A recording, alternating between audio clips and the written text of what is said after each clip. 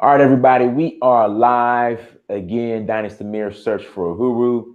And today I have a special guest all the way from Gullah country, which is Savannah, Georgia.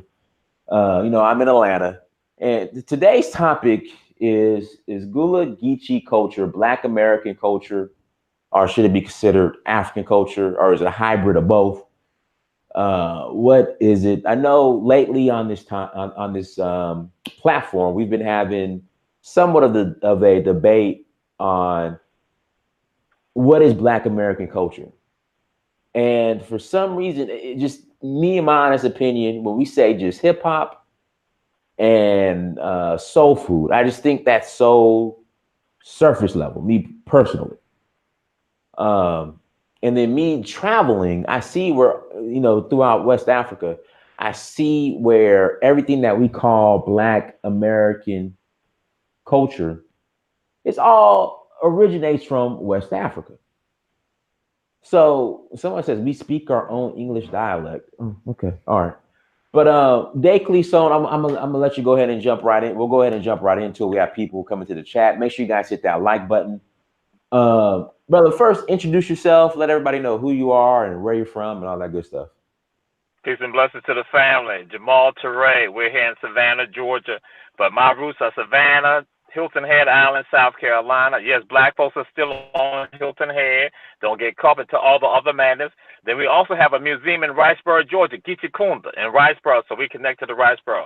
We cover the entire areas of our quarter. We bring African people together. And so that's what we do. Day Clean Journeys is our tour company, Day Clean Journeys. And we do living history, travel wherever people want to go in the world to give African culture and history.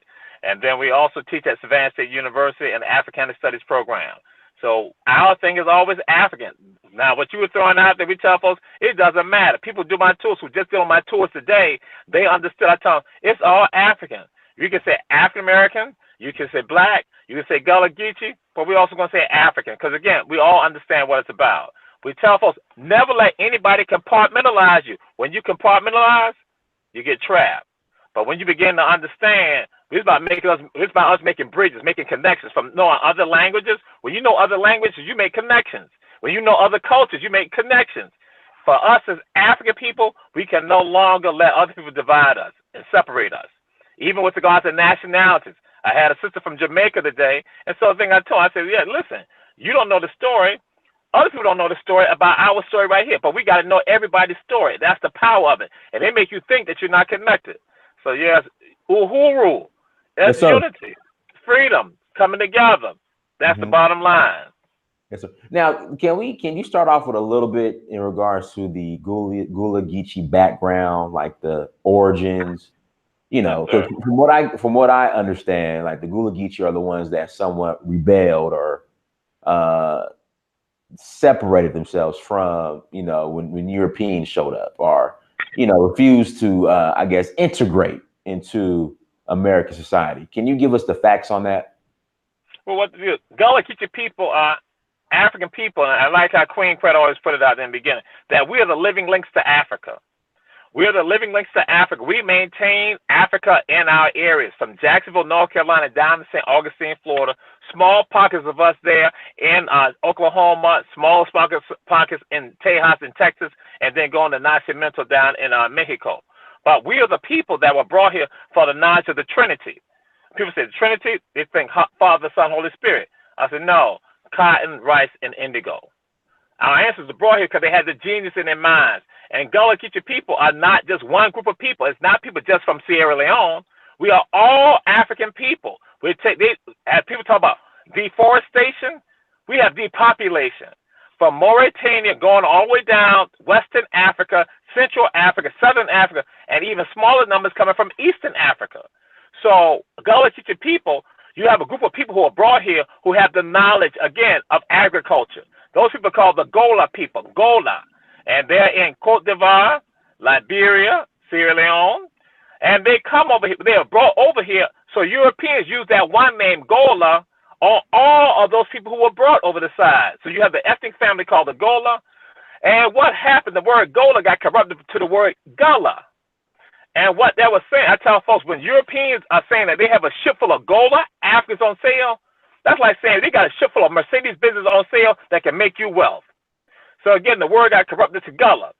Then you have some other people called the Geechee people, who again, out of Cote d'Ivoire, out of Liberia, who are right there. They are brought over here, and that's like saying when they had the advertise that they got some people call them Keesee. The Keesee people are Geechee Africans. That's like saying they got a ship full of Rolls Royces on sale that can generate wealth for you. That word Geechee got corrupted to Geechee. So, and people try to say that you're Gullah if you're in South Carolina, Geechee if you're in Georgia. We say no, we say Gullah Geechee. We're on both sides of the water. We're in North Carolina, South Carolina, Florida, and Georgia. And so our ancestors are the ones who are right here. You know why we're right here? We're making the wealth for everybody. We are the human assets in the human machines. We are, in fact, the colony of South Carolina in the 1600s and 1700s was majority black. So you have a proliferation of black folks, African people all along here. So our people are maintaining because they got a constant infusion of Africa here. Yeah, you're right. I say constant infusion. Even when they say 1808 that they banned bringing Africans into the United States, guess what? 1819, 1821, 1830s, they're still bringing Africans into Savannah, Georgia, the ports in Savannah, Georgia, up to the 1830s. Then later on, we know what happened down on Jekyll Island. They bring a ship 1858 here. So they have still been smuggling Africans. Amelia Island, which is the southern part of the Gullah Geechee area, that is the northern Florida area, they were smuggling through Amelia Island coming up here. So what I tell folks, what happens for us, unlike other people, they disconnect from Africa. They begin to have that disjointedness. Our people got that constant influx of Africa right here. And so we are able to maintain some of that. We're able to hold on to some of that. So it's not that we're better than anybody else. It's just that we are the ones, they bring a proliferation of us here to this area. And guess what? They maintain it. We say that we are God's anointed people. We understand, we say straight up, I tell folks, we are the UkwuChukwu, the children of God. And so a lot of times folks hear his brother in Savannah, Georgia, saying UkwuChukwu. They're like, wait a minute. What's it? That's like children of God. That's like Igbo. Yeah, our language is tied to African languages. That when we crack a teeth like this year, guess what? Somebody in Sierra Leone who speaks Creole, they know what we said. Somebody in Liberia know what we said. So that's why you say our language, Gullah, the Gullah language, is the only African-based language in the United States. It's not, there ain't nobody in New Orleans talking about Creole, that ain't it. It is Gullah. It's the only African-based language. We have a child that's born out of us. Some people call it African Seminole language, but still, yeah, it's the Gullah framework. Let me ask you this. Art forms like jazz, hip hop, soul food. Would you consider that Black American culture or more African culture? It's African. It's Africa manifested in the Americas. See, I tell folks, you can't disconnect yourself. When you disconnect yourself, they then steal your birthright. For example, I tell folks this, in Savannah, we have a dish we call red rice. You go to West Africa, they call it jollof rice or jollof rice. And I had a gentleman on one of my journeys, and we went by a place and I let him sample some red rice. And he sampled it. He's from Nigeria. He said, we fix our jollof rice with tomato paste and rice. How do you all fix your red rice? I said, we fix our red rice with tomato paste and rice. So that brother, when he hears that, he's not making a connection. Had folks from Cameroon, took them with me. We went, they saw fish, they saw the fried fish, they saw the chicken, they saw the collard greens, all that. They said, this is our food right here. So what we got to understand, it is Africa still alive with us. We cannot disconnect from that. Of course, we're going to modify it because we're not in the Americas. And as I tell people in my class at Savannah State, you have continental Africans and intercontinental Africans. And so we are part of the diaspora. In Creole, we say diaspora. We're part of the diaspora. We're the seeds of Africa. So it's going to be with us because our roots are still tied back to Africa. So no matter, we talk about jazz, we talk, I'm going to do this right here. Go ahead. Now, some people know that that's done right here. That is called the ring shout. The ring shout, that counterclockwise movement, and when we do that rhythm is called the shout. The shout is called the oldest African rhythm in the United States. We don't go say Black American rhythm, we say African rhythm. The ring shout, that counterclockwise movement that we do, we call that the oldest African performance tradition in the country. We're not saying it's the Black American. That's why I'm saying when we say that, we're trying to stop ourselves from dealing with our humanity. When we deal with Africa, we deal with our humanity, and some of us going to say our Africanity. That's the foundation. That guess what? The tree that just gets started from a branch, the tree came from the roots, and the roots go back to Africa. Brother, and the reason why this, I guess, really this topic came up is because me personally, all the Black American, well, African Americans, Black Americans, you know, so we don't get. You can say African. You can say African with me. We don't sweat that. Okay. The African Americans who went back to Africa, okay, for the most part, all the ones I know have integrated into African society. Then you have some here in America are saying that, hey, we don't want to integrate into African society because we don't want to, I guess, lose our Black American culture. And I say, okay, when you say Black American culture, what are you talking about? And the only thing I can get is hip hop and soul food. Like, do you think a lot of this has to do with ego, or like what's the cause of this? Because I'm like, okay, hip hop and soul food. Really, hip hop, we don't control the distribution of it. We really don't control hip hop at all. And then we know where soul food came about. So I mean, what are your thoughts on this?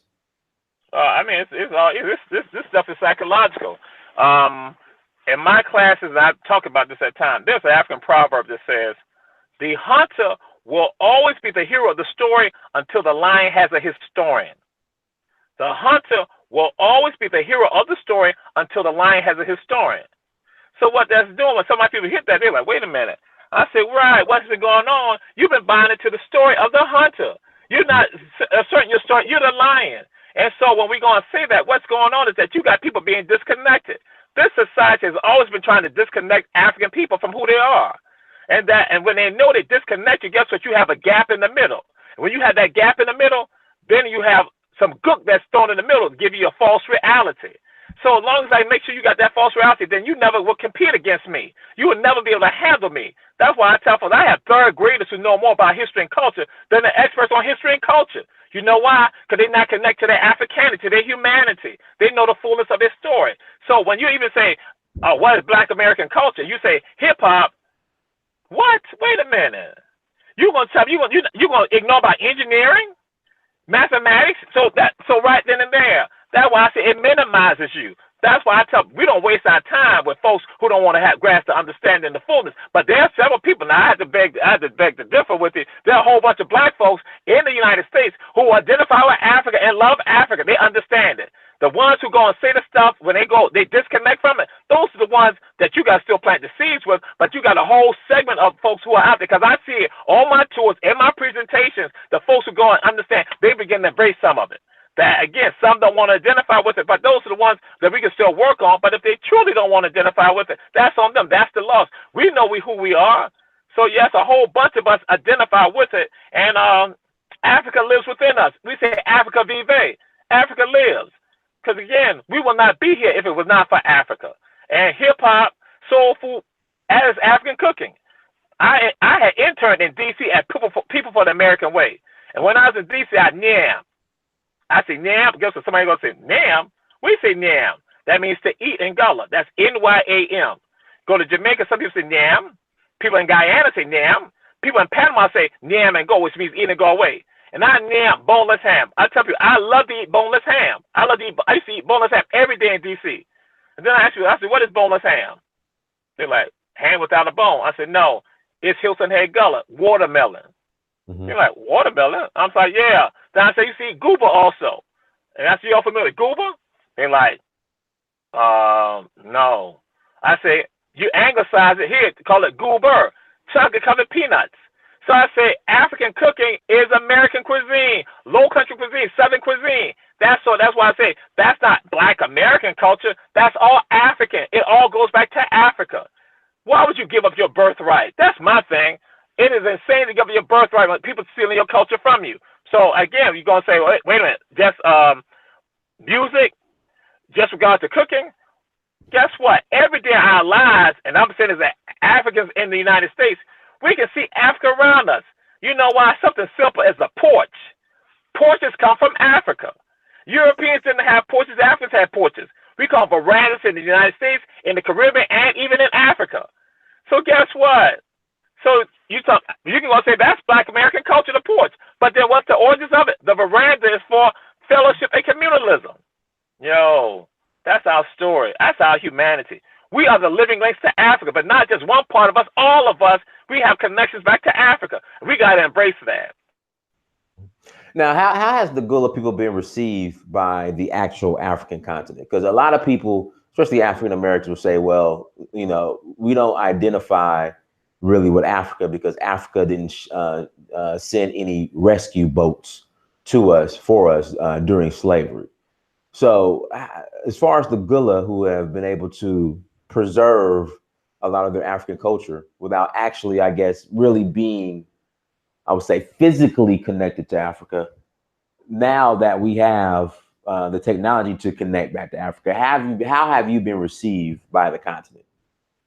The continent, folks on the continent who have understand it, they embrace it, because you got documentaries that's right out there. People are going to see. One is called The Language We Cry In, The Language We Cry In. The other one's called Family Across the Sea, where you're going to see Gullah Geechee people from this area right here who go back to Africa. And again, they understand the connection. So people on the continent understand the connection over here and our connection to them. And then what is the oldest African song in the United States? Is a song that goes, Awaka Mama Na Kambe, Yalile Tambe, which is Mende for everyone come together. Let us work hard. The grave is not yet finished. So that's a part of a story of an African woman who sings it right here in coastal Georgia, Harris Neck, Georgia, that was recorded by Lorenzo Dow Turner, the father of Gullah Studies. Then it's connected to folks in a village in Sierra Leone that was sung by the women there. So they embrace that right there. So African people who got understanding, we all embrace one another without a problem. Of course, we're going to have the small numbers of us that might say something that's kind of stupid. But again, no. And then people say they didn't send boats. Now, this is why I just told some people on my tour I had earlier today. I told a sister, I said, check this out. Y'all going to say that Africans sold us into captivity. That was something. This was a sister. She's from the Caribbean. She said that people going to say that. But, you know, she loves Africans. She loves African people. Because, again, there ain't no issue with that. But she said, but Jamal, they're going to say that Africans sold us into captivity. I said, yo, check this out. More Africans actually died to prevent you from being put in captivity that sold Africans into captivity. So I throw this out to my people here in my class at Savannah. I say, well, I asked in the class, I do a poll in my class. I say, how many of y'all sell drugs in the class? And they look at me like, what? I said, raise your hand. How many of y'all sell drugs? And maybe out of the class of 85, like one person might raise their hand. I said, no, you're lying, because they say all y'all sell drugs. Then they look, they say, no, it's not. I said, no. Just like when you go and say Africans sold black folks into captivity, Africans into captivity, that's the same type of language, the same type of psychology that they got going on. So I said more people died to prevent you from being put in captivity than they ever sold you into captivity. So we got to understand that. Don't go with somebody else's narrative. Don't go with the narrative for the story from the hunter. Be the lion now and tell your own part of the story. So yeah, so Africans who going to say, well, they didn't send boats. Guess what? What was happening on the African continent at this time? Colonization. So they're coming at both of us. So that's what the whole deal is. See, when people on the continent say some of the stuff, they've been colonized by folks also. People in the Americas, we've been colonized by them. We've been tortured right here in the Americas with the Mafia, with the Great Disaster.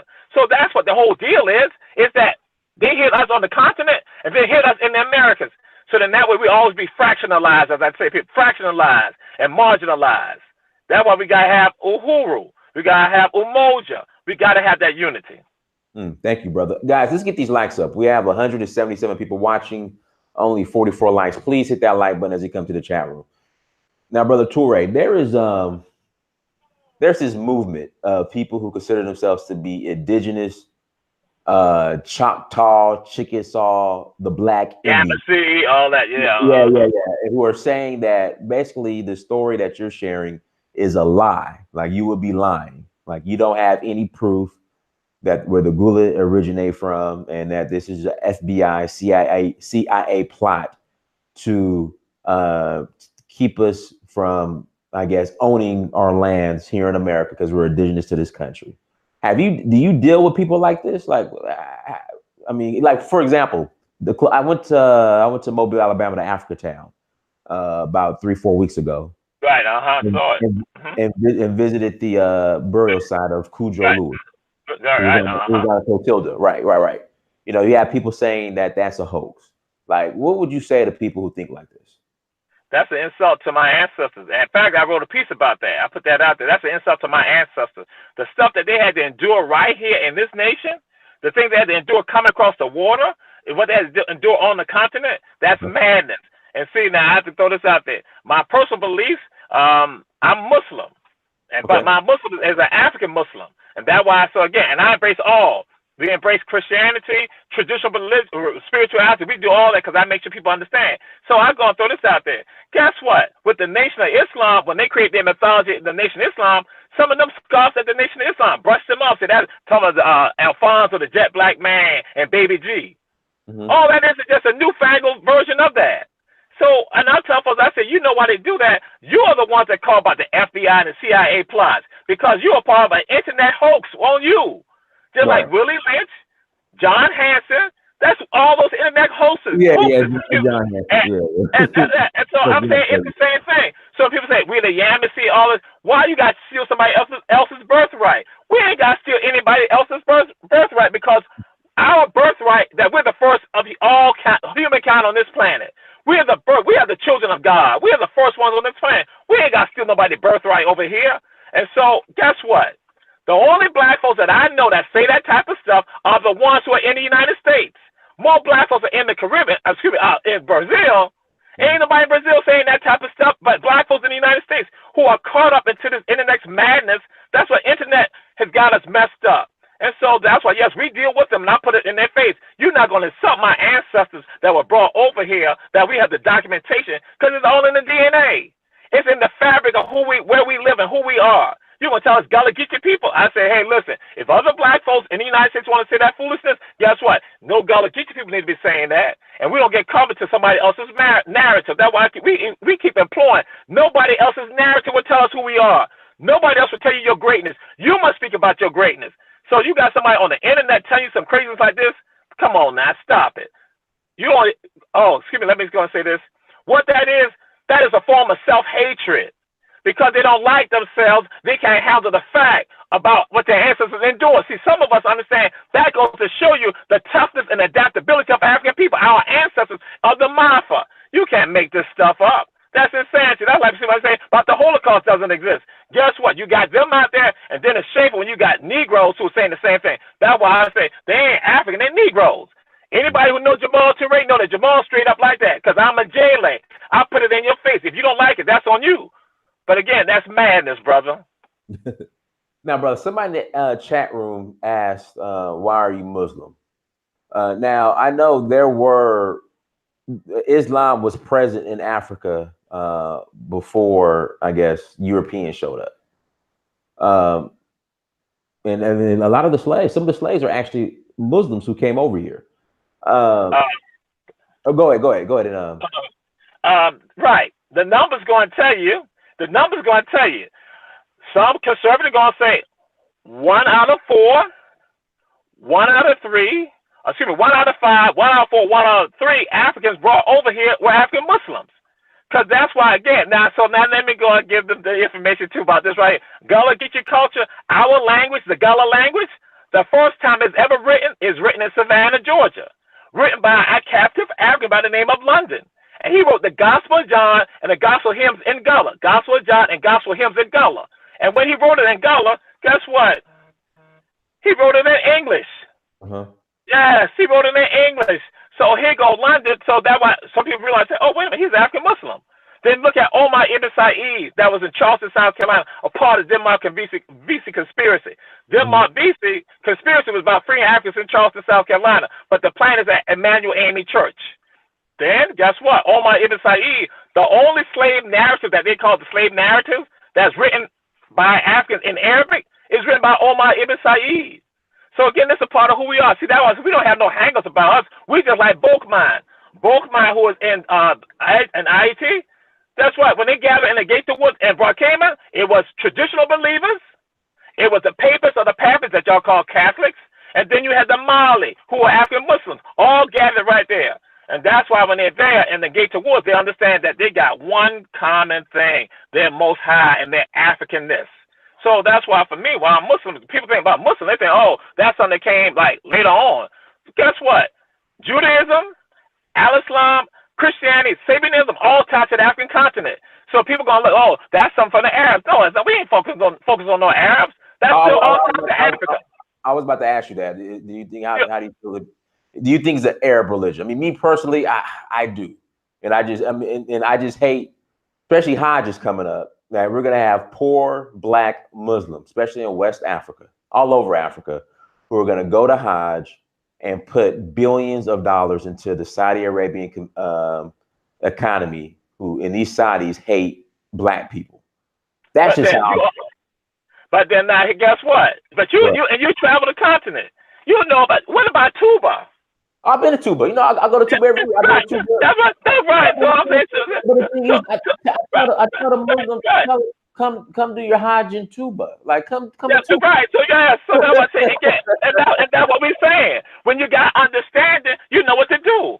Say, I'm in the Baba Baka. So again, and then guess what? And and when we're going to talk about it, they don't want to discuss this right here because Europeans don't give you this type of history. That African Muslims in the Western Africa, they made it a capital punishment to bring captive Africans to their territories. That's why Europeans had to use other Black folks. That's why they had to use Africans on the continent, because they said capital punishment, kill them on the spot if they bring captive people through here. See, again, our story is a large, voluminous story that we have. So for me, it's all tied to Africa. I don't care if you're a Nazarene, if you're Christian. Guess what? Go with the African Christianity. If you're a Jew, you follow Judaism, go with the African aspect of the Hebrew spirituality. Because we're gonna say the ancient Hebrews are Africans. We understand that. If you're Muslim, then you go with the African perspective. You Sabianist, then you go with definitely the African perspective. Because again, Queen of Sheba, Belkis. We know that's the same in spirituality. So whatever you do in any traditional spiritualities, we all down with that because we see the connection. We talk about, again, when you have an understanding of your story, you don't see any difference. You understand that we walk into the house of God through many doors. And if somebody know anything, if I say UkwuChukwu, then guess what? Then you know I'm speaking another language tied to African people that talk about God. You think I was in Yame? Of course we say Yame. If somebody say Oladumare, we all relate to one another. It's only other people separating us. So you go with whatever help that's for you spiritually, personally, what's good for you. I go speak in churches all the time, and none of the people in the churches say anything about what I'm saying because I'm speaking the universal truth of the Most High. So again, I tell people, only Westerners get caught up in that type of stuff, and I tell people this straight up: black folks who are Christians gotta stop fighting the Crusades. Yeah, stop fighting the Crusades. Because the Crusades it was European Christians attacking, coming down into what we know as Northeast Africa. Oh my God, what did you just say, Jamal? Northeast Africa. They call it the Middle East, but it's Africa. And we got to rightfully take our places back. Anything that's tied to us, we must take it back. I just give it to people straight up. Anything that's tied to Africa, we must claim it for ourselves and put it out there and not be ashamed of it. Because again, it doesn't matter if a person following, if they voodoo, good, cool. If they practice Ifa, good. If they practice Santeria here, or Candomblé, or Batuk, guess what? Good. Because we all gonna say, Egbe Pele. Good conduct, good character, good speech. We say it in various ways, in various languages. And that's why I say, if you understand other languages, you make connection. And we say what we say about Al-Islam, we say Dina Fita. But guess what? The way of nature. So guess what? Anybody got any understanding? You see the connection. Don't let Europeans separate you. Now, brother, you're a Muslim, but you accept African spirituality. Of course. But you don't understand that a lot of these African and Black American, whatever you want to call it, Christians and we understand it. Yes, we understand. Go ahead. I'm sorry. Completely renounce it. Why is that? You said that they renounce? Yeah, for the most part, renounce it. Absolutely. Well, I keep saying it's about deconstructing you. I gotta make you separate from who you are. I need you to be a leaf in the wind as opposed to being the tree. That's why I say again, on my tours, when people do my tours, they begin to see how we make connections. Like I talk about the Puno people who go and talk about our mothers when they pass away, they go back into the water and then they become protectors of the family. People, when they hear that, it doesn't matter what their spiritual beliefs are, they're like, yeah. They identify with that.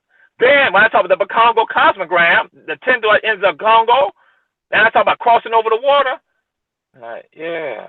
Or when I talk about baptism, that for us, for many of us, for the baptism, we didn't want to get baptized inside and pool inside the church. We want to get baptized inside the creek, the ocean, the bay, the river, the marsh, lake, or the pond. Why is that? Because over here, our ancestors say when the ebb tide will flood after the baptism, it's carrying their sins away. And I tell folks, guess what? That goes back to Africa. So when I say that, guess what? They be like, wow. I say in Africa, we don't do it one time in our life. We do it annually. So again, now they begin, and so what we got to do, we got to put it out there. If somebody don't have the knowledge, we got to then share the knowledge with them, and then really, and if they even they reject you at that moment, still go ahead and plant the seed in them, but later on they would germinate. They would get some water, get some sunlight, it'd be nurtured, and then it'll pop up. Then they realize, say, you know what? I appreciate you planting that seed in me. So that's why some of our people, we've been denatured, deconstructed. We understand what is this about? Oppression. That's how oppressive system functions. Well, I share this in my classes also. I said that there's an African proverb, it's tied to Africa, but some people say it's tied to something else. We said that you know the condition of society based on the condition of the women. So I asked folks, I said, what's the condition of women here in this society? And some get fools out there, they're doing things. Overall, women are oppressing the society. So that means we have an oppressive society. And then people look at me like, what? I say, are not black people getting shot down? Who's impoverished here? So what we're looking at, brother, when they come at you like that, when they don't want to identify all other stuff, it's because they have psychologically been denatured. They've been attacked. But there's one man who traveled to Africa and the Caribbean. He's called the Father of Liberation Theology. He preached a sermon in the 1800s. He said, God is a Negro, or basically God is an African. And he also said that all races on this planet identify God with themselves except for the Negro. He said, long as the Negro think that God is white, they should always think that the devil is black and think that they favor the devil. His name is Bishop Henry McNeil Turner, and he's called the Father of Liberation Theology. So when you talk about Pan-Africanism, we all got, because basically, I guess I'll let you know, I'm a Pan-Africanist also. And so we all understand about the power of Bishop Turner. And so he preached that in the 1800s and 1900s. To let people understand, you better identify your most high with yourself. And so that's why, with some of them not identifying, not understanding. Because here, I guess I got to give you some American history for people listening. American history, some of your ancestors, just some of the black folks, your ancestors, when they were holding church services on Sundays, they were always praying to God. They were praying to the folks who held them in captivity. We don't even realize that. Sometimes they had to pray to them when they were in captivity on Sundays. And then guess what happened? When some of them got their freedom, they were still identifying God with them. They just transferred on to this other thing. That's why Turner came along and preached a sermon in the 1800s saying God was an African and God was a Negro. So the people today who spit that type of stuff out, don't want to identify, they are still caught up into what was going on. They still found the dreams of somebody, or excuse me, the nightmares of somebody else when they're not trying to control black minds. Brother, now, now as far as Gullah Geechee, the nation, Gullah Geechee country, are you guys being affected? Nation, I'm sorry. Are you guys being affected by gentrification, and how are you guys battling against that? Absolutely. Gentrification is happening across the entire country. Yes, we're doing the same thing too. And I'm so glad you brought that up, because I tell folks this. What happened, they compartmentalize us so bad that we think that issues are happening to each one of us individually. Not understanding that they come at all our communities. And because we don't talk to one another, that's why I say we don't make those connections, then they come at us and they use a template. Now sometimes developers or destructionists, as Queen Quet was going to say destruction meant, that they use a template on us. They call it best practices. So guess what? They use a template on each one of us coming at each one of our cities, and we never talk to each other, black folks, because we think we're so separate. So Gullah Geechee areas have always been hit. Rural areas, coastal areas, island areas, the cities, all of us, just like, guess what? Over the Rhine in Cincinnati, it's pretty much been gentrified. That's a black neighborhood. They're moving in there. Harlem is no longer majority black. Savannah, they come into our neighborhoods right here, our communities right, Gullah Geechee communities right here. Hilton Head, that attack Hilton Head, but all Hilton Head is just the same story of everybody. Detroit, I tell folks, they make Detroit look bad intentionally so they can go in there and buy the land, because when they make the place look bad. Listen, not to cut you off, they're doing the same thing in Baltimore. Oh yes, I'm saying yes. I talk to people. I talk to people around the country. When I have people on my tours and my presentation, everybody starts saying, Jamal, it's the same thing. Well, I have to share this. There are three things that affect black communities: public housing developments, interstate highway system, and integration. And basically, with the interstate highway system, they wiped out black communities, like parts of communities in Macon, Atlanta. I-94 wiped out a community in St. Paul, Minnesota, the Rhonda community. So they wipe them out, and then guess what? Later on, they want to start coming back into those areas because those areas are now becoming tourist areas. And so they want to be inside the tourist areas, so they don't want to drive an hour outside the city, come back into the city. And so they begin gentrifying. And then you also have universities and colleges that are doing the same thing. Temple University, Villanova, you got Columbia, New York, all Johnson Wales University. They're all doing the same. They use the same template against us, but we don't talk to one another. So with that being said, obviously, from what it seems, we will always be second-class citizens. In some places, we're fifth and sixth class. Should the Black or the African in America focus on relocating back to Africa, or at least having the African plan, or at least developing a nation of our own? I have to go and say this. It is not by happenstance or by accident that we are here in the United States or in the Americas. Okay. And because of that, because of our ancestors who survived and thrived and maintained through the Maafa, the great disaster, the African Holocaust, for us to be here, guess what? We can share this land right here also. We can share this land right here and there. And for the drive for some of us is that it's not about being second-class citizens, that we understand that this is part of our birthright also right now because of our ancestors' sweat equity.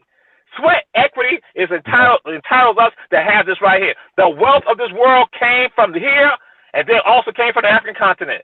So what we need to do, we must be like Du Bois said, we must have the duality. That if those who want to be right here in the U.S., that's cool. But then also we must embrace Mother Africa. That's why our museum, Geechee in Riceboro, Georgia, our museum, the founders specifically had factories in Burkina Faso and Ouagadougou, had schools there also because they understood. They said that they realized something that they saw the nation. They saw Muhammad speak papers when they saw the hands stretched out over the seas connecting to Africa. That inspired them to do that. So that's what we must do. We must have that duality. Some of us may be right here on the continent. Some of us may be in the United States, in the Americas. It ain't nothing wrong. We don't need to fight one another about. We must support one another in those endeavors. We need to have import, export with one another. With us. We need to have economics develop with us because again, we know how rich the continent is. And is it not good for us to invest in our own? Because other people do it. They're doing it right now on the continent. So guess what? And African Americans don't realize that they are sometimes viewed as being the big brothers of African people in the Americas and at home on the continent. So that means that we need to use our service to help build each one of our areas. I guess I say again, I'm Pan-African. I believe in unity of all African people. Okay. Everyone, make sure you hit that like button in the chat room. We have 234 people watching, only 107 likes. And also, if you want to call in and ask a question, the email is in the chat room. Please send me an email and I will send you the link and you can ask your question. So with that being said, what do you see? What is the future? Sorry about that. Oh, no problem, no problem. You said, what's the future? Yeah, as far as the Black man, African, same difference here. Black man, African man, and woman here in America. How do you think this is supposed to play out? It's going to play out. So they're saying by the year 2053, our net worth is going to be zero. You see what's going on as far as gentrification. You know, I'm shocked, but I'm not shocked. Here in Atlanta, only 25% of the homes here in Atlanta, of the real estate, is owned by Black people. Like, yeah, I'm shocked, but I'm not shocked. So what is the end game for Black people here in America? Well, I tell folks this. Whenever somebody gives you stats, they give you stats for two reasons. One, to let things maintain itself the same course, or you get the stats that not develop the solutions to change it. So that's why I go and say, what is the course of African people here? We're supposed to not, when we know information like that, we're supposed to not work to stymie that right there and not create a solution that's going to be beneficial for us. And so that's what we do as citizens. That's all the work that we do. We are working to make sure that our children and that our ancestors are able to smile on our labor right here, to bring about a change right here. Ultimately, I believe in liberation. That's what it's about. It's about us having liberation of the mind, of our hearts, of our souls, of our physical being, so that way we will be the ones. Oh, I guess I need to go back in time. what happened in 1865 when Africans now had their freedom here, in particular here in Georgia, and coastal Georgia in particular. Our ancestors said they know for a fact that we're going to be the richest people in this country right here.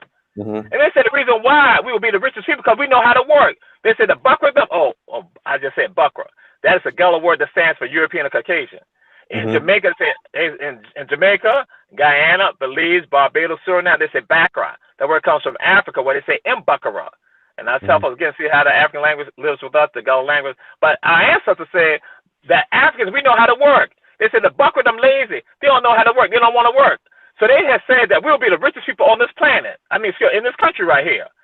So guess what? That's supposed to be our destiny with regard to that. Of course, I know that Jim Crow, the black codes, and all the racism has come into play to stymie that. But guess what? You have survived the Marfa. You have survived, your ancestors survived the Marfa for you to be here. I tell people just like this. Guess what? When they went into a village, took out a family of 10 out of a village in the continent of Africa, 7 out of 10 will die on the march from the hinterlands to the coast. Then and they got them inside the factories right there. Then 1 or 2 are going to die in the middle passage. So I tell folks, if you see somebody of African descent in the Americas, that means at least one of their ancestors survived. Only the best of the best survive, and too few black folks in the Americas understand they are descendants of the best of the best. When you understand it, you carry yourself differently, treat each other differently, and expect more from yourself and from your brothers and sisters. So for me, that's what it's about for me, that we're going to make it happen. We're going to make it work with regard to this right here. We ain't about to give up on this right here because it's part of our destiny, our manifest destiny for us right here in the United States, in the Americas, and at home on the continent. And we can stymie it right now because you got the stats. So if only 25% black home ownership of land ownership in Atlanta, then that means that you got to develop strategies to not get more ownership of the properties. We don't just sit back and let the stats go. Oh, excuse me. Some people let the stats just run its course. We say, no, we get the stats. And when it's negative to us, we then find the solution, create the solutions for that. We got to make a change. Someone in the chat room was asking, are you familiar with the South Carolina exodus or Liberian exodus from South Carolina? Or I guess the exodus from South Carolina to Liberia. Are you familiar with that? See, now, why they going to do me like that? Why they going to do me like that? Why they going to do me like this? I told you, I said I'm a jailer, right? And some people know what a jailer is. A jailer, people use the word wrong. They call people a griot. A griot is a French word. We never call people chronicle our history griots. And now they make griots a storyteller. We just call them jailers, jolly musos, garwells. And so I'm quite aware of the movement of Africans out, not just South Carolina, throughout the entire United States. And so now I'll give you some background, something right here. Savannah, Georgia, in the 1800s, Savannah, Georgia, there were ships leaving out of Savannah, Georgia, going to Liberia. One of the people leaving from Savannah, Georgia, going to Liberia, his name is Samuel Benedict. And he wrote to African Charleston in Charleston, South Carolina in 1800. He said, I'm going to Africa because that's our rightful inheritance. And he would get to Liberia, and he would become president of the Constitutional Convention in Liberia. And guess what happened? I tell people this. Guess what? What is Independence Day in July? Most people say July 4th. I said, no, it's July 26th. And why is that? Because on July 26, 1847, the second oldest black nation in the world was born, Liberia. And guess who declared Liberia's independence on July 26? Samuel Benedict from Savannah, Georgia.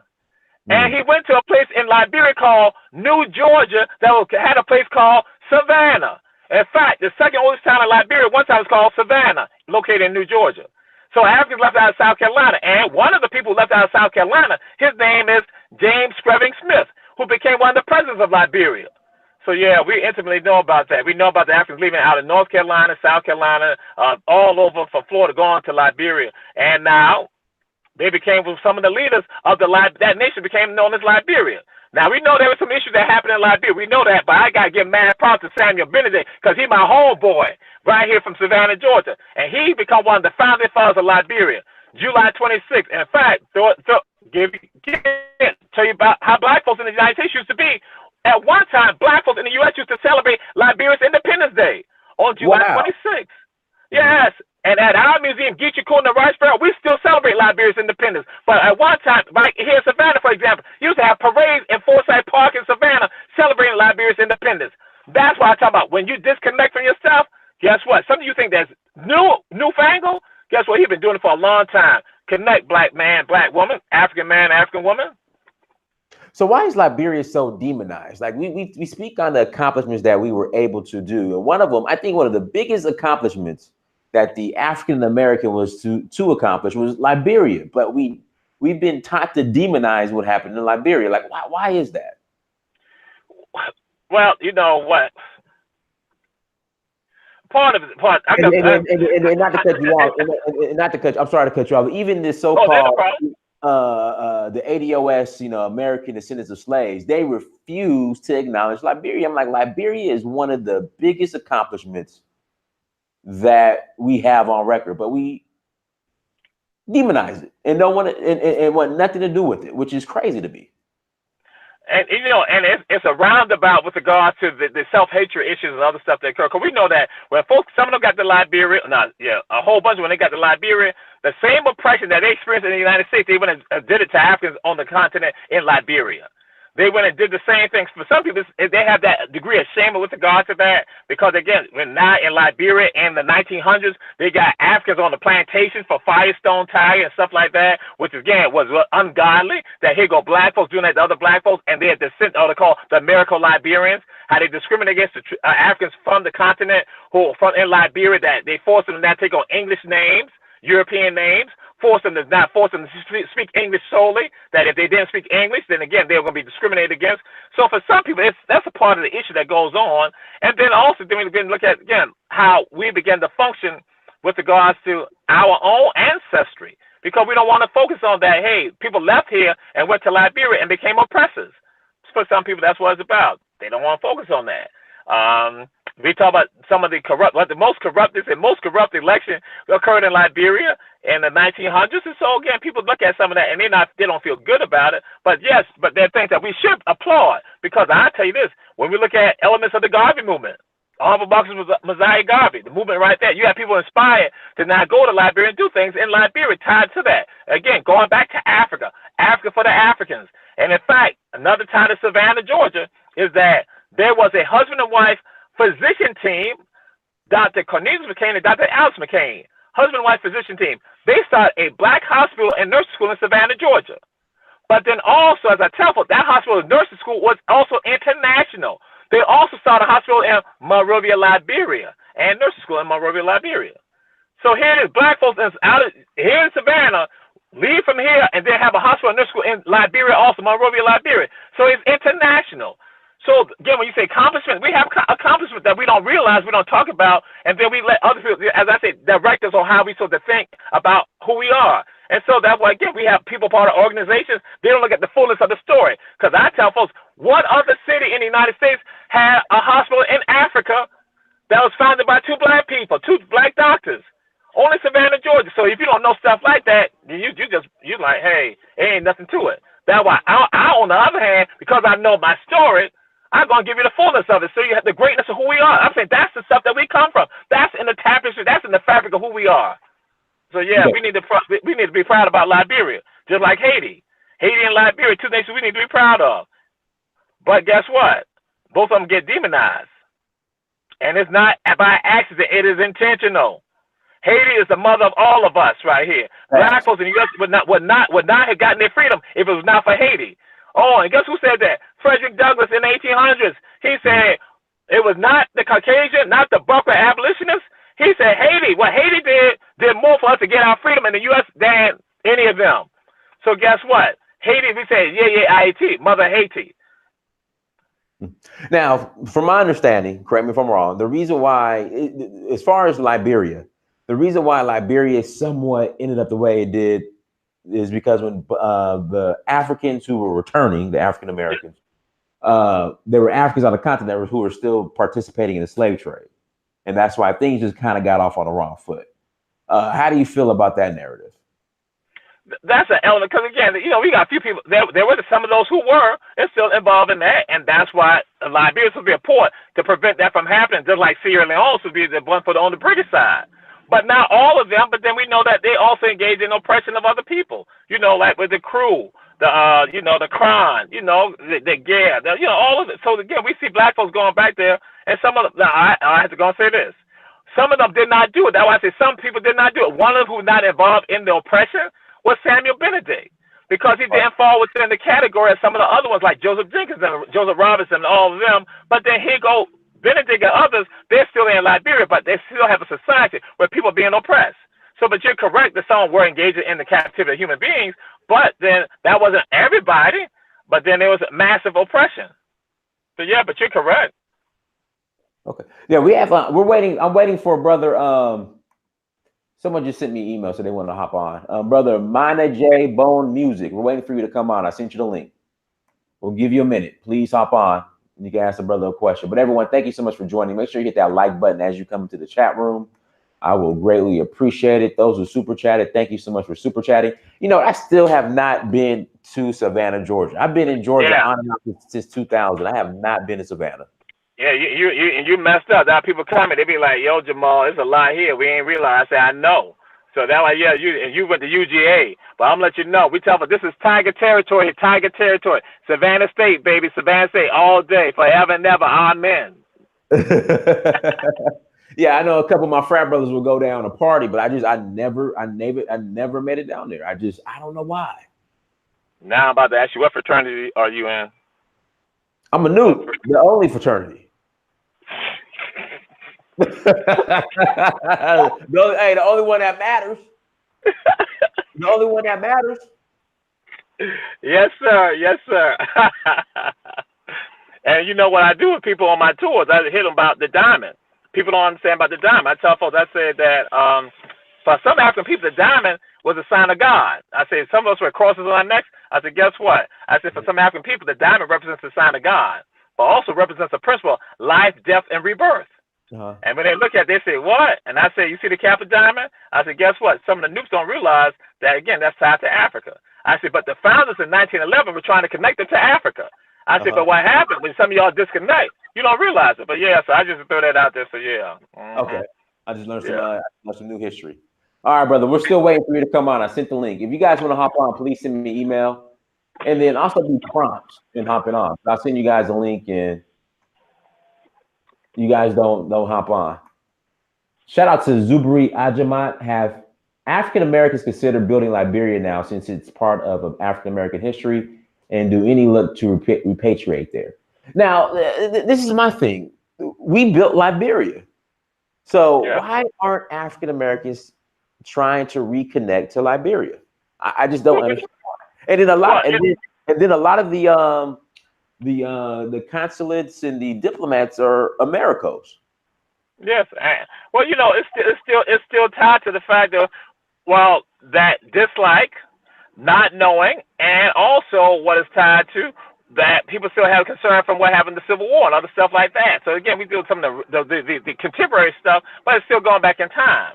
But yes, we should definitely be identifying and should be embracing. That's the point I'm saying. It's not just Ghana. Some people think just going to Ghana. It's not just Ghana. Everybody just focuses on Ghana. Like it's just Ghana. Like Ghana is the only country in Africa. Right. So that's something I'm saying. Go ahead. You can finish your statement. Then another brother. I said, and so some people even gonna look. They say, look at Gambia. They say, look at Gambia. It says people who, because they have the concern about speaking English, but the language barriers. But then they're gonna look and say, hey, this is the place right here. And they look at Ghana, folks. But again, we need to look at whatever spots on the continent. Especially I'm saying African people. We look at any spot on the continent that we can enrich and become a part of. That's the beauty of us. We have the ability to choose any part of the continent if need be to work and build. Go ahead, brother. Hey, what's up, Donish? How you doing today, man? I'm good, man. How are you? I'm good. Hey, what's the other brother's name? Brother Toure. Hey, brother Toure, how you doing? Doing excellent. I wanted to know, hey, have you made any effort in, to trying to learn any language back home? You said, have I made any effort?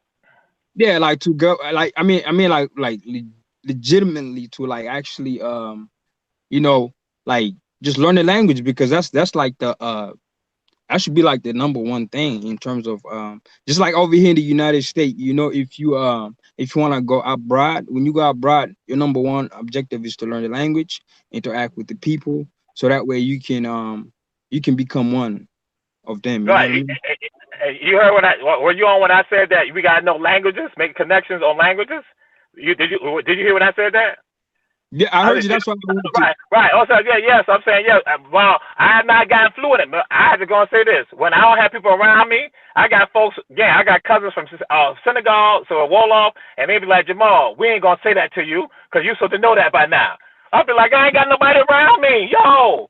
And then the Haitians do the same thing about Creole. I'm like, yo. I ain't got nobody around me. So that's what happened. So yeah, but I don't fight that. I'm saying, but yes, actually, we believe in that. Now we believe it because I tell folks like, guess what? We were multilingual. That's our story. Yes, like, and so. Go ahead. I'm sorry, nothing. Right? No, I'm saying that's what it's about. Because again, I throw this out to folks. I said that our ancestors, even right here, even up until the 1900s, were multilingual. That some of them were speaking Vai, Egbe, they're speaking Bambara. They're right here. They're effect. So again, they're right here doing it. But guess what? Our generation, our people, for some 80 years, disconnected from all of that. And that's why I said we got to get back to just what you're saying. We got to get back to that. And when we do that, we can understand some things. Because I tell folks, just to throw this out there, on the continent, we have symbols come from the continent talk about life, death, and rebirth. And I throw this out in my classes and on my tours. I said that you see these symbols right here. They're saying we are born, we die, and born again to eternal life. I said we say the same thing on the African continent, but we say in our own language, coming from Africa, but y'all call us heathens and pagans. And when I say that after folks, they be like, "Oh, wow, I never thought about that." So that's what I'm saying, brother. It is right. When you know the language, you can make the connection. That's why I agree with you wholeheartedly. Yes.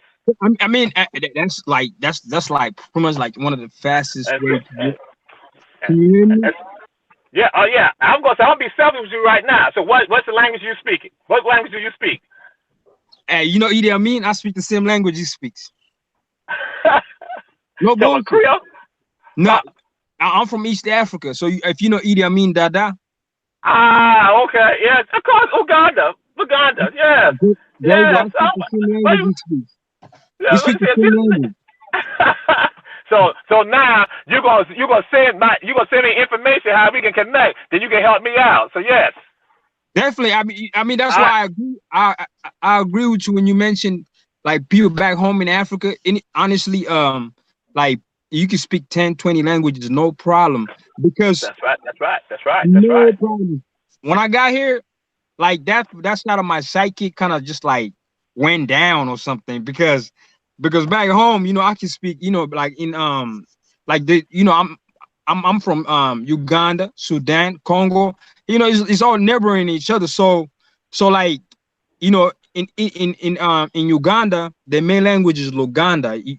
And if you speak Luganda or Swahili or Arabic, you can get along well. Now, if you go into Sudan, if you speak Swahili, Arabic, little English, you're gonna go a long way.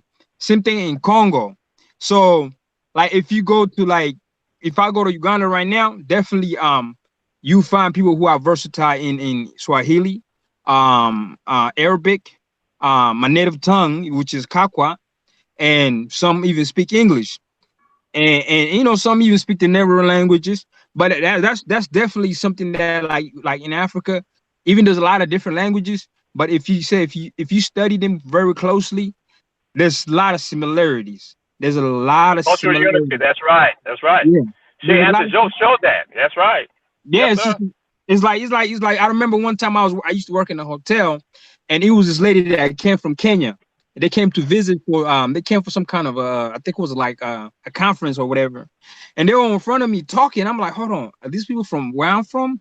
Because I was shocked until they mentioned they're from Kenya. I'm like, okay, this language sounds so similar because some of the stuff they were saying was just so similar, you know, and it was amazing about how you know, it's just like over here in the United States, you know, like the English language is like it's broken up to so many different meanings. It's kind of hard to like, you know, say something from the root because because you know, like language is like a spell. So if you say something, you can speak that into fruition, and you know it's so filthy. Like when you listen to, you know, I'm a big fan of hip hop, but when you listen to hip hop and you hit the B word, the F word, yes, sir, yes, sir, yes, sir. just a lot of derogatory, you know what I mean, just bad language that it affects you know, your whole existence. You know, I mean, a lot of us try to resist it, but you know, it's unfortunate. You know, we get hit with that. But absolutely, brother, you absolutely correct. Now I'm gonna say something like I gotta throw this out there. What you brought up, I'm gonna give you a historical episode that happened here in coastal Georgia. The last ship to bring captive Africans into Georgia came 1858, November 1858. They was called a ship called the Wanderer, and when they got down, they took them to Jekyll Island right here on the coast in Glenn County, Georgia. And so when they took them off, most of them were children. They were like adolescents. They were like teenagers. They take them off, and then they talk about how when they go and they got them in November 1858 on Jekyll Island in Georgia, they said that there's this elderly African man who been put in captivity like years ago, some 5 decades ago. They said that he now goes up to the children. And they said, then he turned around, like, look at the Europeans. He like looking at them like, wait a minute. Y'all kidnapped me when I was a child. Now I realized that y'all had not kidnapped children from my own home some 50 years later. So what happened, he heard them kids talking. Nobody else understood, but he understood what the kids were saying. And that's why I tell him, I said, you can imagine what was going on with him now. He's crying now, like pretty much that, listen here, I've endured this country right here for some 50 years or better. And now I'm looking at children from our own ethnic family stolen and put here right now, 1858 in Georgia. So when you said that, and you said you at the hotel, you heard the language, you like picked up on it. Same thing. That's why I was sitting there like, wow. That's just like with the Wanderer, with those young brothers and sisters that were taken there to Jekyll Island, stolen from Africa. Yes. So in terms of you, you know, I was born as a Muslim, and you know, in my growing up, when I was growing up, I kind of transitioned to different, you know, like Christianity, because my family unfortunately died in South Sudan from the war. But yes. So yeah, you Dinka? That's I see you Dinka, but yeah, okay. Yeah. No, I'm Kakwa. I told you. I know. Yes. Hey, but what I meant to say is like it's I even forgot my thought about what I meant to ask you. But yeah, I was talking about my religion. So when I transitioned from being a Muslim to Christianity, and then from Christianity to like, okay, forget about religion, because now I mean, because me, like right now, if somebody asks me, hey, what are you, I'll tell them I don't you know, God is not outside, God is within me. Based on like the experience that I experienced in this, you know, in this earth. Because if you look at you know, the time when I was a kid, you know, going to the mosque and you know, praying and stuff like that, it was beautiful. You know, it was beautiful based on just the practices and you know, the restrictions that it gave me as a person. And then when I came on to Christianity, it was mainly because the music was so good. You know, it moved my soul. Because you know, back home, you know, Africa, we love music. Music is a big thing. You know, weddings is gonna be music. Sundays is music. Right. Yes, sir.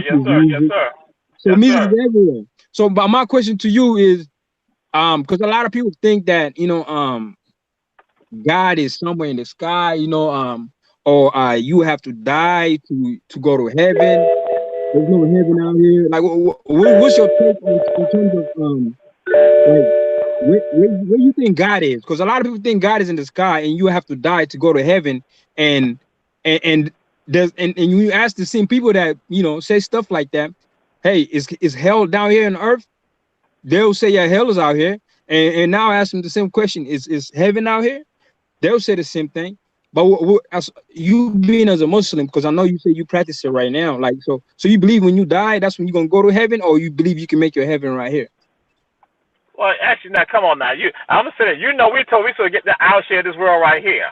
So when they say get the dunya, I mean you get this right here. You get a state right here You have your part of this world because the Most High has given us our state to have our rights right here, to have a piece of this world right here. That's our God-given right. That's ordained by us. Then what we say, my stuff, well, I'm saying any time just as Islam, it goes back to ancient times. We know that we transition to the afterlife, to the afterworld. Now, what we going to say, we ain't saying, it's not we're saying up in heaven, I mean up in the skies. We know it's to another world, a transition, because African spirituality, that's what we talk about. We know that. We know that it's the seen world and the unseen world. So we ain't got fretted, so that will we go with it. Oh, absolutely. So, yes, we should have made this world right here, this physical world right here, as heavenly as possible, or as Jannah, as paradise as possible, because, we talking the paradise. So it's to be like that. That's why we fight to do what we can to make sure that everybody enjoys the benefits and fruits of this world right here. And that...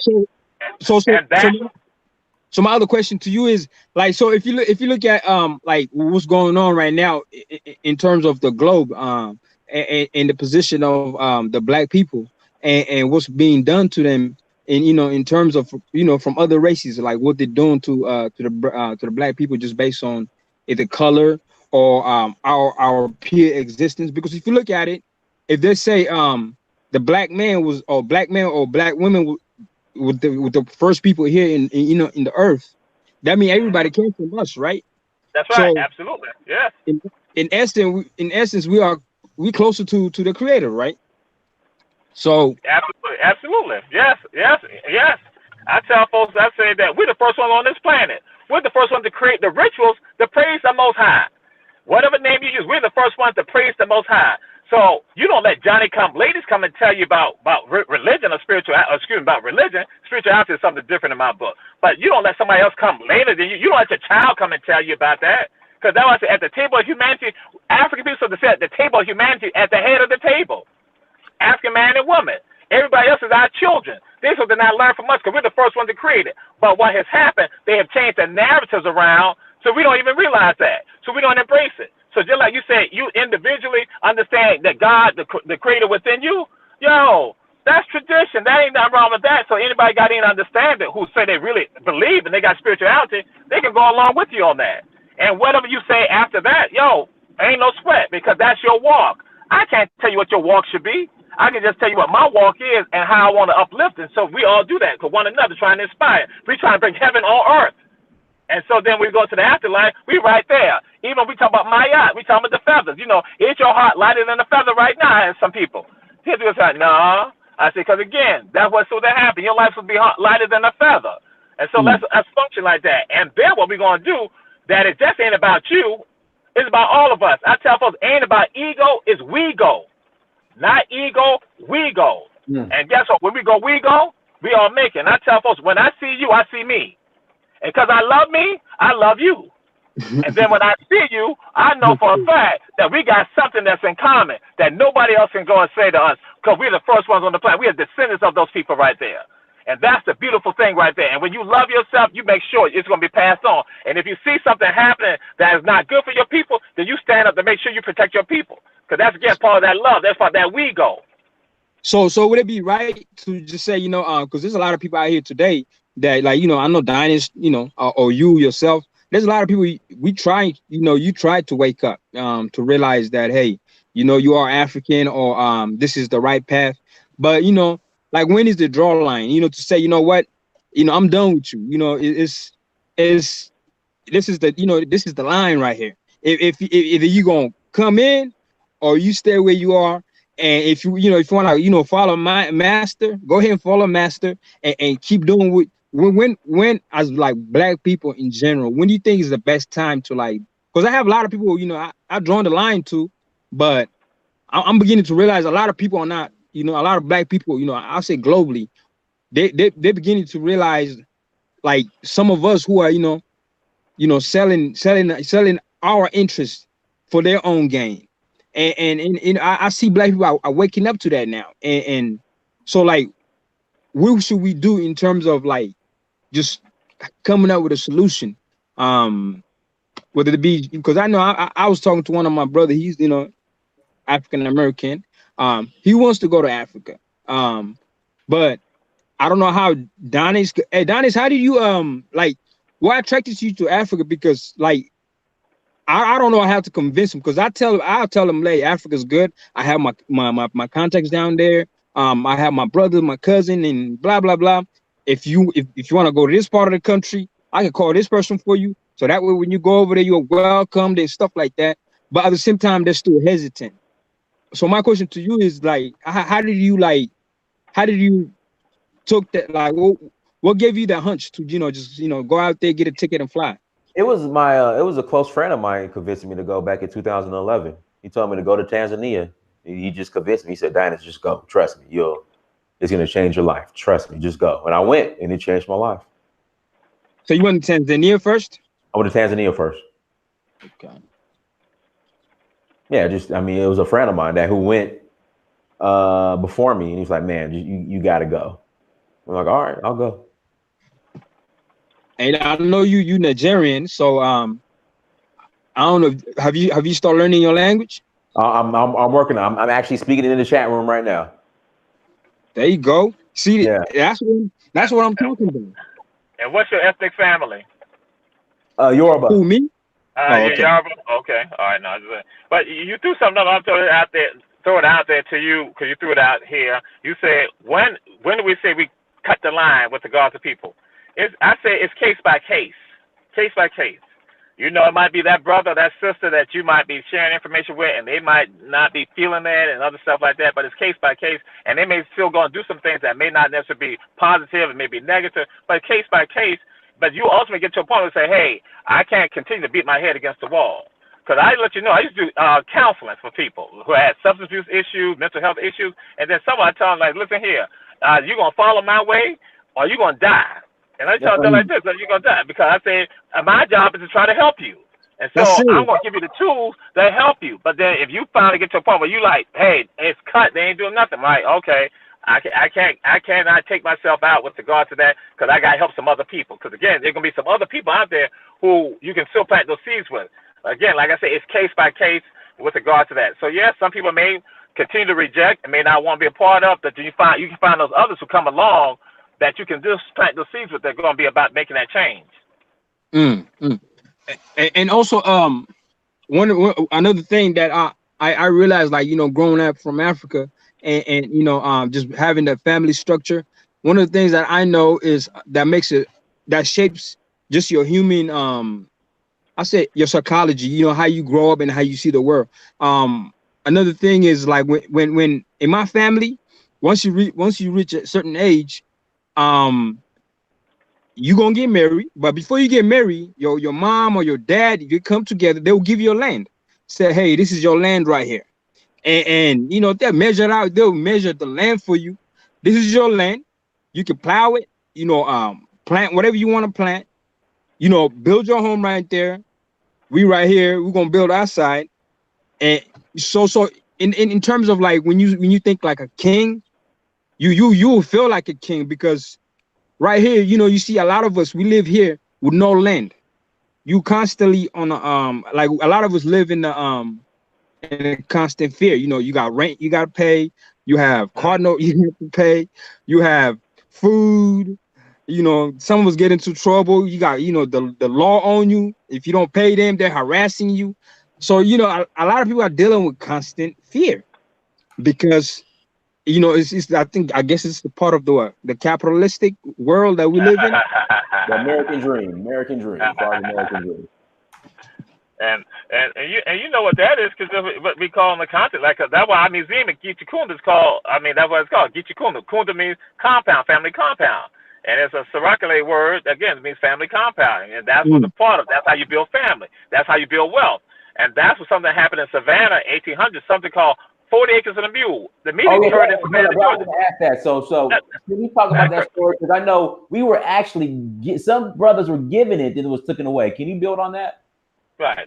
What happened here, when Sherman arrived in Savannah on December 24th, 1864, he would have a meeting with 20 black ministers here in the city of Savannah. And so the 20 black ministers, when they met together, they said only one would speak for all of us. They said, again, only one would speak for all of us. They got Reverend Garrison Frazier from First Bryan Baptist Church to speak on behalf of all of them. And so what occurred, Frazier then asked them, pretty much, I'm breaking it down, I'm paraphrasing, he asked them, what does the Civil War represent to you and your people? And Reverend Frazier said, how can you expect a man who's gotten wealthy off of us to treat us as equals? He said, it's going to take years to correct. And he said, we got to have land. We got to have land so the old men will work it, the women will work it, and the children will work it. He said, the young men will sit and fight in the war. And he said that we'll be able to take care of ourselves. So Sherman then asked all the other ministers, he said, do you agree with them? And so one of them, only one said he didn't agree, but he wasn't from this area. Everybody else said, yeah, I do agree with him. So they were saying, we need to have our own so we can take care of ourselves. And when I say, they say take care of themselves, they can survive, they can live, they can have autonomy over their families, over their lives, and also have businesses to take care of themselves because of agriculture right here, business. Sherman then goes and issues something known as Special Field Order Number 15, better known as 40 acres and a mule. He said that all the abandoned rice plantations on the islands going 30 miles inland from Charleston County, South Carolina, down to the St. Johns River in Florida shall belong to the Africans. So this part of the court at one time became known as Sherman's Reservation. So black folks here started setting their own governments, in fact, their own societies. They had their own school systems, they had their own governments, they had their own militias. So that's what occurred. But when Lincoln is assassinated, Andrew Johnson then says, give them back the property, give back the plantation owners back their property. What occurred here, you had something in Savannah, for example, you had something called the Yamacraw Rebellion, the Louisville Rebellion, and the Geechee Rebellion, where black folks here were saying, no, remember I talked earlier about the sweat equity? Some of my ancestors say, my sweat equity entitles me to this land right here. We're not giving it up. And in fact, some of them had booby-trapped the bridges to make sure that the soldiers couldn't come over. Eventually, they were able to get them off the property because what they did, they realized and they said, you know what, we've been sending these Caucasian soldiers to not get them off the property. They said, we're going to send those black soldiers now to get them off the property. And that's when they now say this right here, our answer, they said that we are not going to fight them because they had gone through the same thing that we've experienced too, the loss of family members. So what happened, they left off the properties here in this area, but what occurred, people don't understand the science behind all of this. What occurred for some of our ancestors, guess what happened? As opposed to now going to do the landowners, with regards to the government, they now went to the landowners directly and started buying property from some of them. Or they went to the tax auctions and began buying property. That's why in my family on Hilton Head Island, we got land to go back to the 1800s, done by my great-great-grandfather. So many of us in this area, that's what happened. So people saw 40 acres of mule that they reneged on it. I tell folks, guess what? No, it ain't. Some of our ancestors still got the property because they had to go, again, come up with another solution. They give you a problem, you figure a way around it, through it, or underneath it, or over it. That's what they did. Only the ones who didn't figure out the solution didn't get their property again. And so that's why people understood in general, this war the Civil War was not just about freedom, it's about land. Because you know why land is important, but you know on the continent, it's about you having family, it's about you having autonomy. You have that peace right there, you have that world, you are that king, you are that queen right there. So that's why Gullah Geechee areas, that's why they want the property, because some of us have still had the property since the 1800s in our hands. But some of us now have lost it because of all the chicanery, all the lies, all the deceit, and some of us being stupid. Yes. And you know, so one of the things that the African American here that is real good. It's like one thing is you guys have the knowledge. One is the knowledge to see from a global perspective. Even though a lot of us, a lot of African Americans don't travel as much, but in terms of access, you have the access, you have the knowledge, and also I know there's a little struggle there in terms of connecting the dots with the motherland. It's still there, because a lot of us, sometimes we're ignorant. So I see that that the importance of I think Africa, definitely for Africa to become the Africa it needs the African American, because African, you see a lot of Africans, you might be mad at them, but they don't know much about the American struggle. A lot about the African Americans here in the diaspora. They don't know anything about that, really. There's only few that know. Right now with the social media being such a big boom, a lot of people are being exposed to a lot of things that have been happening, around here, in the United States or out there in England, and that's really shaping, that a lot of the new generation that is coming up. And I advise anybody who lives here in the United States to try to go back home and connect, somebody and I know a lot of Africans don't they don't want to be African, because I see a lot of some of my brothers and sisters, they be using that cream a lot, Today I was with one of my brothers. I known him for a long time, and he come to the store a lot, and I saw him. I asked him, because I noticed that he kept getting lighter and lighter, and I asked him like, "Hey, man, what's up, man? Are you bleaching? Hey, yo, Donis, you there?" Yeah, I'm right here. Oh, I think that other brother, he might have disconnected, right? No, we're here. Yeah, we're here. Go ahead. My phone overheating. That's what it says overheat. We got so much powerful stuff going on. I was gonna say what we'll do after the brother makes this comment. You can respond, then we'll go ahead and close out. All right. Well, I mean, yeah, definitely, bro. The only thing I was gonna say is just definitely, it's for anybody who live here in the United States to try to connect like Donis is doing, and yeah. Cool.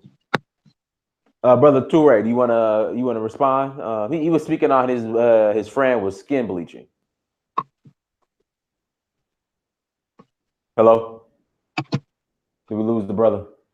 I think we did because since he had, I definitely wanted to hear what he has to say about that too, because yeah, I don't know. I think it's I don't know what the deal is, because a lot of us want to look white, man, and I don't know if that's a psychological issue or just being influenced by social media. But yeah, when I asked him that, he denied it. But what can I say? I'm just shocked that people are still bleaching in 2019. That's what I'm shocked about. Oh no, it's like booming, because I don't know why it's booming, because I guess people are still using it, and it's being pushed down on people. Mm-hmm. I saw in the comment like Nigeria's heavy on that. They really heavy in using the cream, but I don't know, like, if that's something that anybody can, if we collectively can counteract that. Yeah. So we'll let brother Toure respond, then we'll close out. Brother Toure, skin bleaching. What are your thoughts on that? And then we'll close out. Well, actually, I'll tell you this. I have my other phone, because I got more than one phone, so yeah, I'm good on that. But skin bleaching, that's absolutely tied to self-hatred, and it's tied to self-hatred, but it's given to us to make it glamorous, like we're glamorizing it. And so again, but it's still tied to basic cause people to be denatured from who they are, taken away from who they are, taken them from their power, taken away from their beauty of who they are.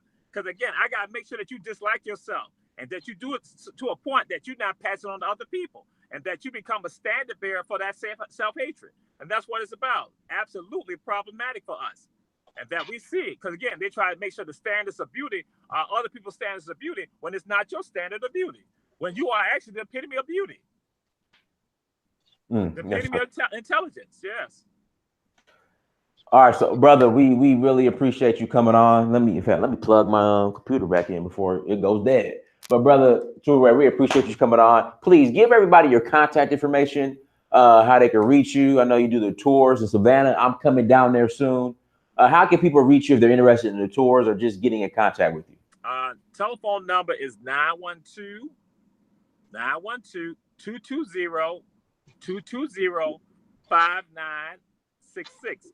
5966. With 24 hours. One of the fastest way to get in touch with us, text us, no problem. Another number is 912-257-0078. We are on Instagram under Day Clean Soul. Day Clean Soul. That's DayCleanSoul. Day Clean Soul. So you can contact us via Facebook. Also, Amir Toure. Amir is Amir Toure. Toure. I got two of them on Facebook, so you need to friend both of them, because I put a lot of information out. We put a lot of information out there. And we also Facebook also have a Day Clean Soul on Facebook also, and Day Clean Journeys on Facebook also. That's our tour company specifically Facebook page. So again, hit us up, and email address, just throw that out there. Go ahead. That's DayCleanHhi